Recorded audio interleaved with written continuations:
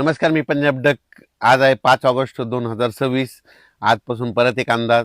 सर्वप्रथम नाथसागर आहे. नाथसागर जवळपास 93% भरलंय आणि त्याचं रात्रीच्याला पाणी सोडलंय.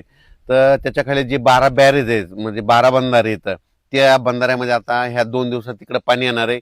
नदीकाठच्या शेतकऱ्यांनी आपण आपल्या मोटर असेल तर काढून घ्या वरी घेऊन ठेवा, कारण की कोणत्याही क्षणी पाणी येऊ शकतं. आपली जनावरे नदीच्या काठी आता चरायला सोडू नका, बांधून देखील नका, कारण की पाणी गोदावरी नदीकडून डायरेक्ट नांदेडकडे पाणी येणार म्हणून हे लक्षायचं.